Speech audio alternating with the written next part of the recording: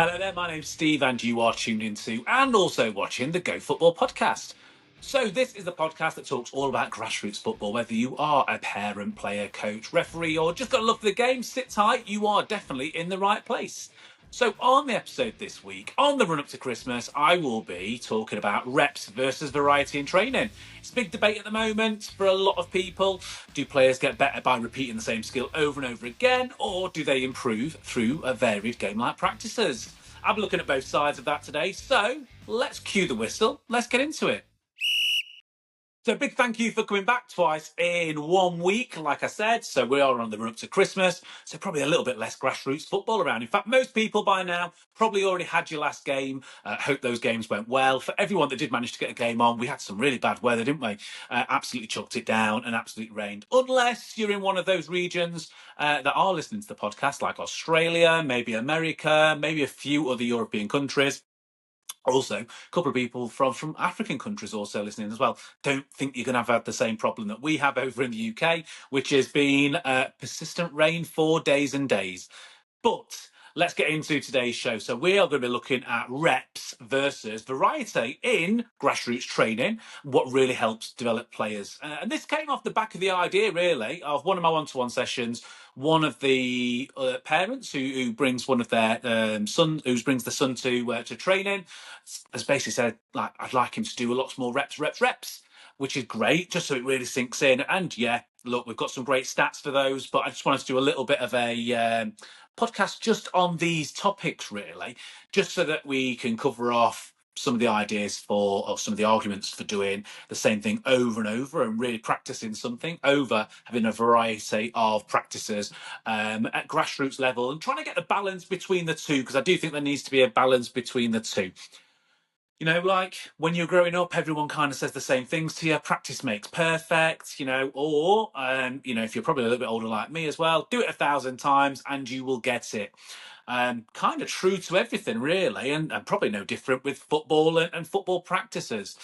The truth really is muscle memory, technique, confidence, coordination. Repetition really, really helps with that. Anyone that's into weight training ever looked at Arnie's books, you will have seen that one of his main sayings was reps, reps, reps. That's all he used to say was reps, reps, reps. The more you can do, the better you're going to get to.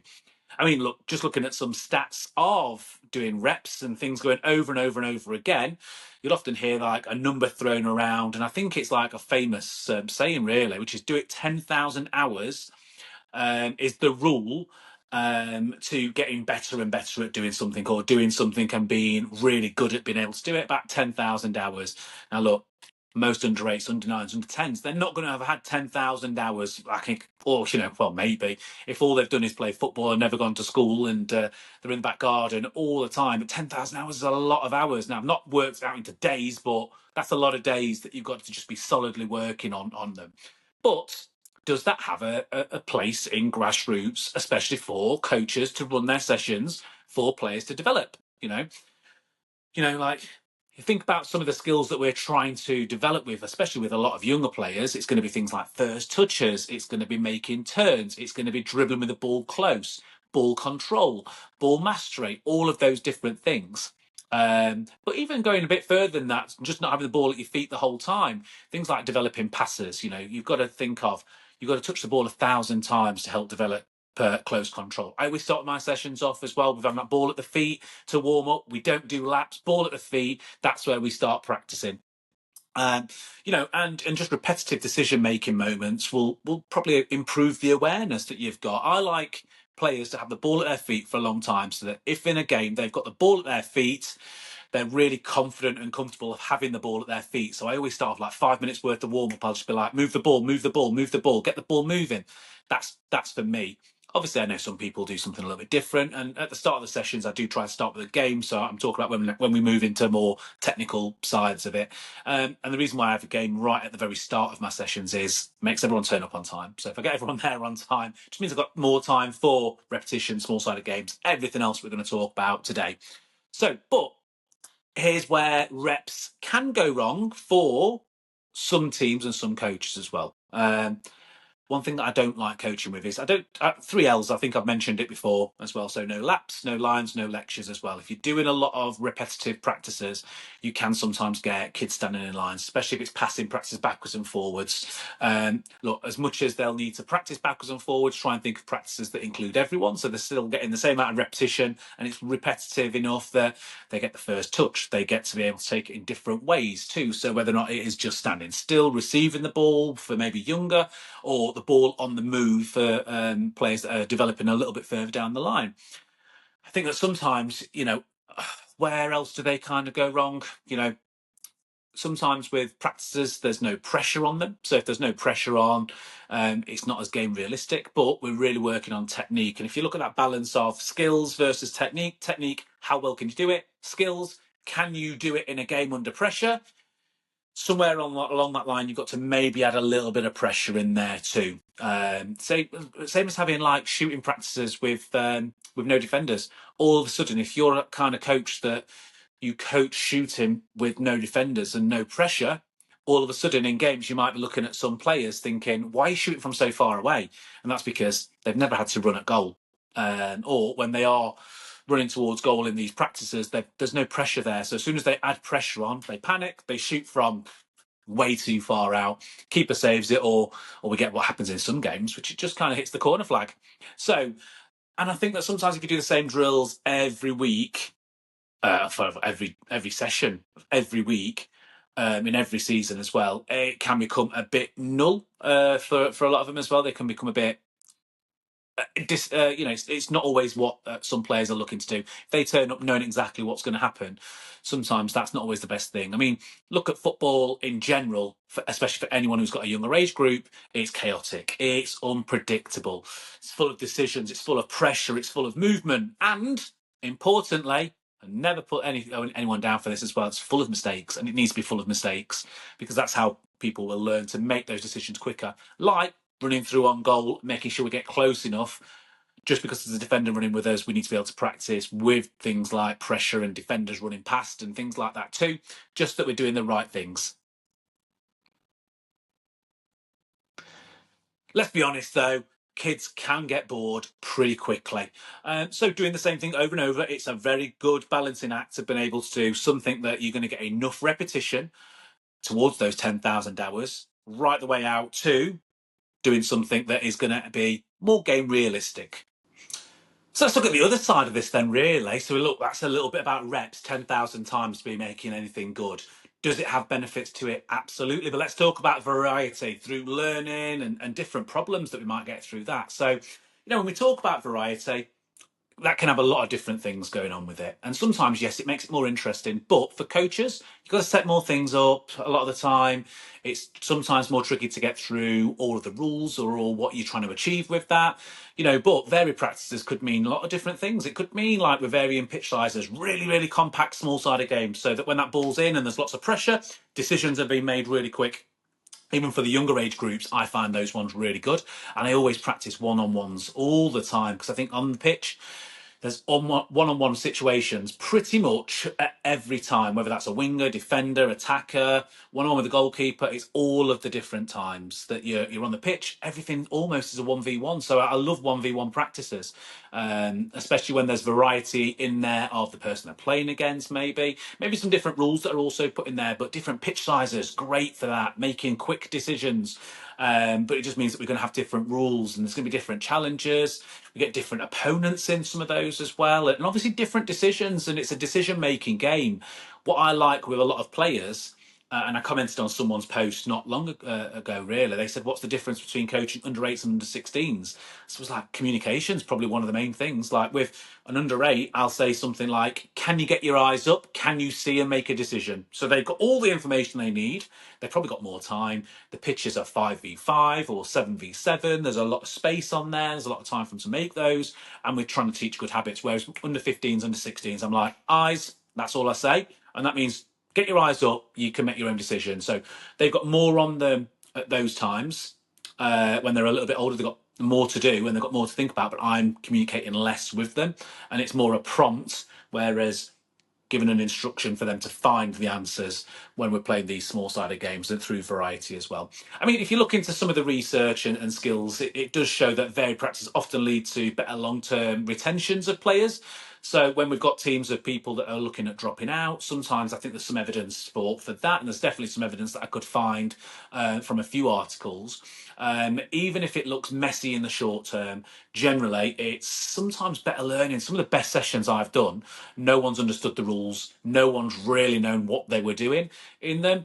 And as the practice goes on, they just got better and better and learned more and more of how to play it and understood what we were trying to achieve from there. So yeah, the messy learning, okay, still learning. You've got to just always think that players get better from playing games sometimes. I mean, they have to have the technical side, they have to do the repetitiveness with it, but also having the skills of learning and having it nice and messy does improve that.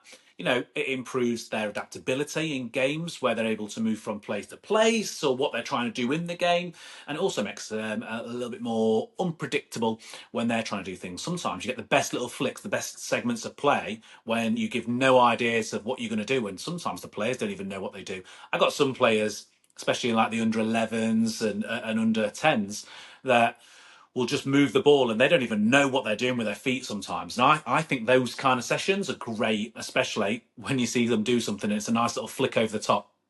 The thing to remember is that messy learning is still learning. You know, it still improves the adaptability. It still builds game intelligence a lot of the time, especially regarding movement, eyes up, making passes, making runs. It encourages all of those different things in there. I think that for some players, it will keep them engaged, and it does kind of mirror like real games and real game situations, especially if you put the right amount of rules in there, the right amount of restrictions in there that you might need to put in to get whatever it is that you're trying to achieve from there. And the variety really will help. Now, there is the other side of variety, which you were also looking at, which is, do we have variety of doing the same repetitions? Yes, I think that's a great way of doing it. So if we're looking at first touches, maybe 3 or 4 practices that are all first touches that are all scaffolding each other. So we might do a control box where the ball comes in for a control box. Then we might turn it into passing out of there too, so that we're getting the first touch followed by eyes up and a pass out of there, especially for younger age groups. Obviously, there's loads of different things you can do with the older age groups too. Maybe you wanted to move it in a certain way, certain skill coming to come out of those boxes too. But for things like first touch practices, enough repetition there, but just add a bit of variety in with the practices as we're doing them without having to move and change the whole practice or the whole drill completely. I mean, you know, if we just do a quick comparison between reps and also variety, reps really important. Always remember, Arne, reps, reps, reps. You know, they'll improve like your basic techniques that you're looking for. And if you're looking at that technical side of the game, that's definitely going to help with the technical side of the game, the understanding where you've got to do it. That muscle memory will definitely come in. You'll also probably build a lot of confidence with a lot of players. You know, ones that don't have the confidence in first touches, they get to practice it over and over and over again, or making short passes, medium-sized passes, or practicing something else in the game as well. Maybe it is controlling the ball coming out of the air. Something along those lines can really build some confidence. And if you have got a mixed ability team, they're great for beginners and also people that are probably a little bit more advanced, because you can change the practice very, very slightly for someone who's got a better touch, say, than maybe someone who's not got as good a touch. But it'll really help, like I say, boost their confidence, but also their coordination too. Pardon me. I think that some of the cons that you can get from this is that sometimes doing the same thing over and over can get boring, especially for some players that are able to do some of the practices really, really easily. They may think that they can do it all. You know, look, we've all got that player in the team, right? That, you know, you give them a ball, you're like, we're just going to practice first touches, and doesn't matter what age they are, they're like, got a great first touch. Yeah, they might have as well, but you know, you're always going to get one of those that comes in there that's going to say it's a little bit boring.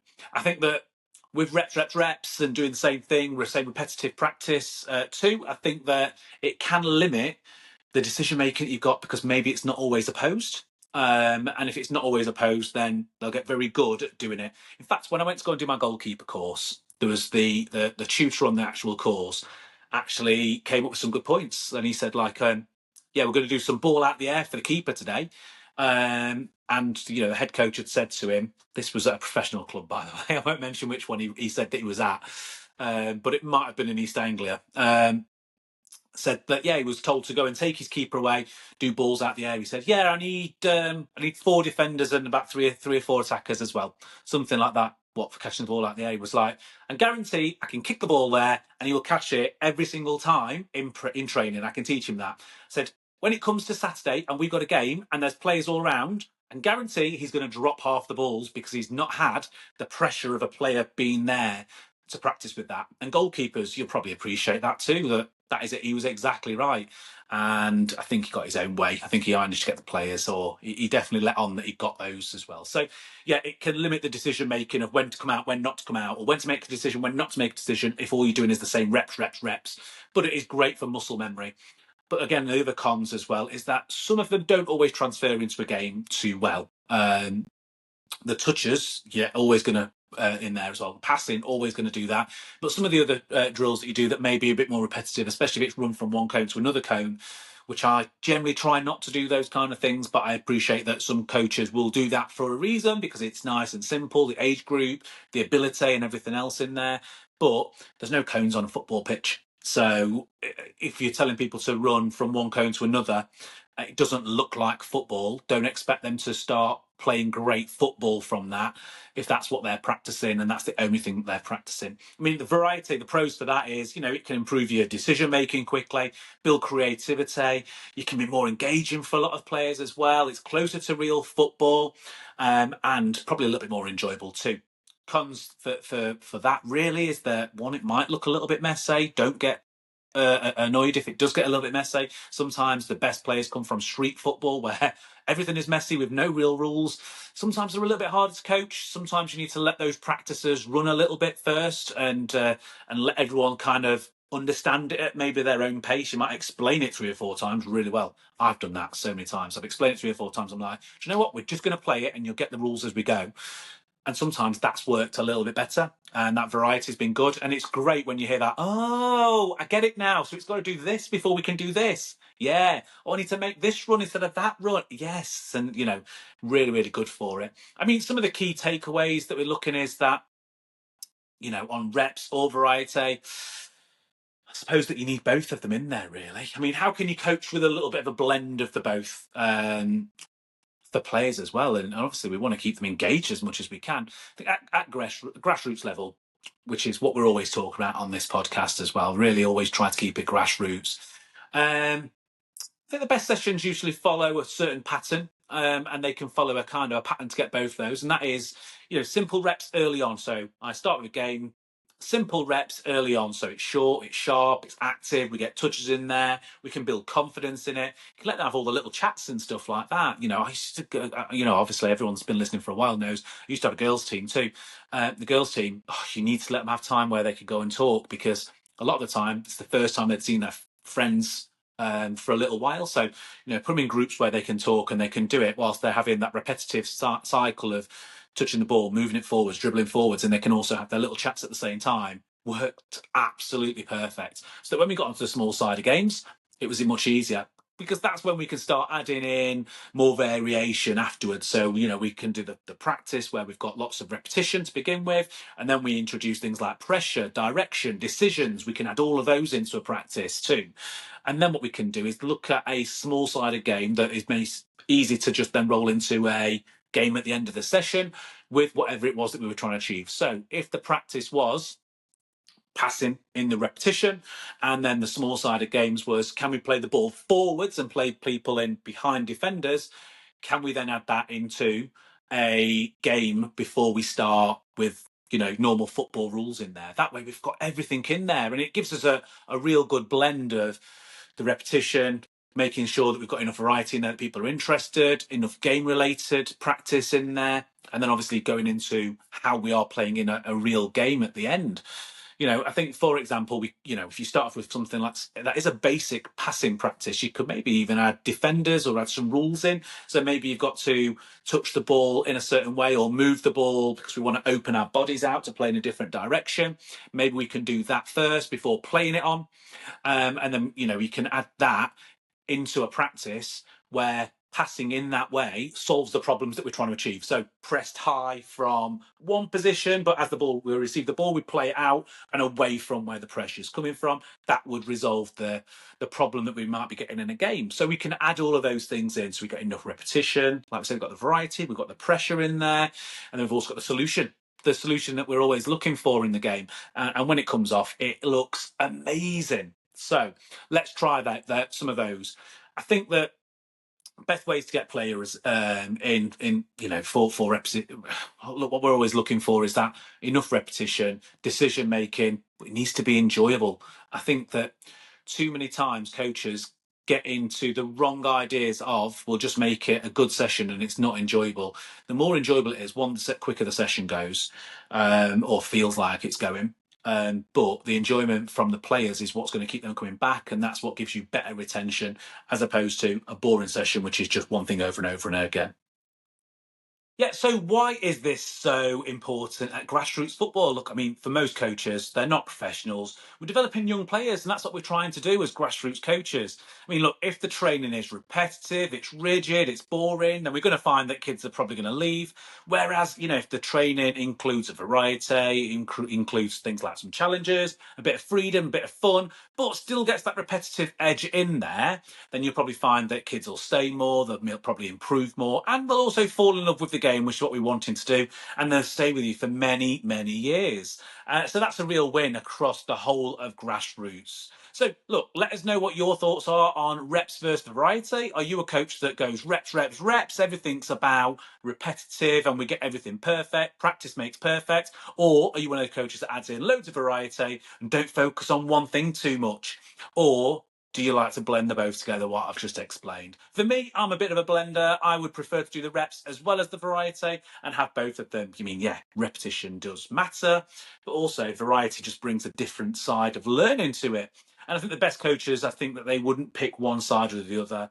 But let us know what your thoughts are for the age groups that you also do. And you can get in touch with us. Just go to gofootballpod@gmail.com. You can follow us on the socials, Go Football Podcast. You can also go to Go Football Coaching. There's a load of ideas on there. There's a load of small-sided games, some practices that you can get that are all done in animated ways. And they're all under 60 seconds for you to be able to look at them too. So there's a lot on there. If you want any links, they're all in the bio. So look, it's coming up to Christmas. There is a Christmas special that's going to be coming out. So thanks for listening. And as always, let's keep it all grassroots.